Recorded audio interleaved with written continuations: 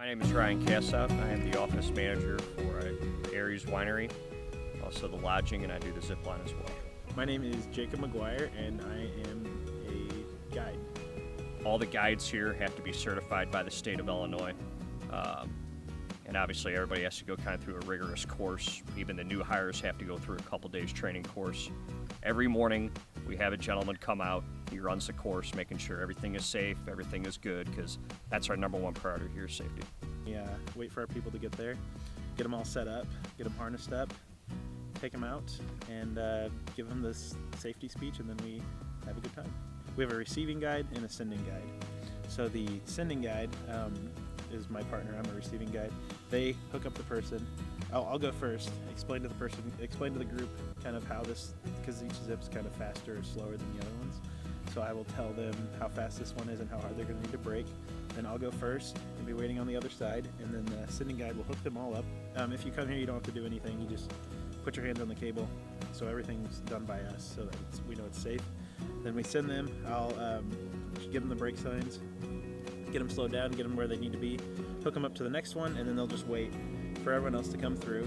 A gentleman had come up to us and he gave us a sign and said, "Will you marry me?" He says, "Oh, you want to do this on here?" He says, "Yes, I do. Yes, I do." So we said, "Okay, we can videotape it for you and send you an DVD." And he said, "Oh, absolutely." So one of our guides had went out ahead of the group with him and his, to-be fiance, and she kind of climbed up onto the platform and had a sign right there. And as she was coming in, the guide was wanting her to brake, but she saw the sign, so she forgot to brake. And of course, we have a safety mechanism. But it was kind of fun to see that. And the man proposed to her, and she said yes. So that's actually one of the coolest stories, and that just happened.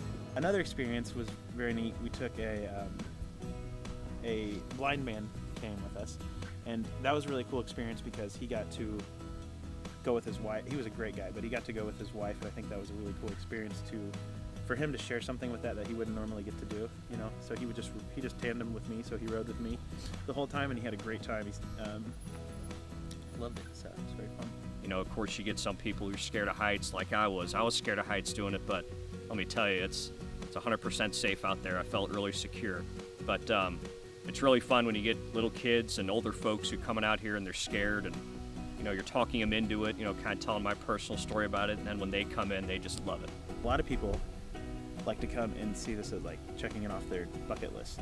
So we've had like 86-year-olds, 80-year-olds, come and do it. And if you actually go online, we actually surpassed Raging Rivers for the number one thing to do in Grafton, which anybody who's lived here in St. Louis knows that, they went there as a kid, and it's a great place, and I still love it over there. I take my kid when I can, but that's a pretty awesome thing to surpass them in just 5 months as being rated the number one thing to do in Grafton. I definitely see it as a major staple of Grafton.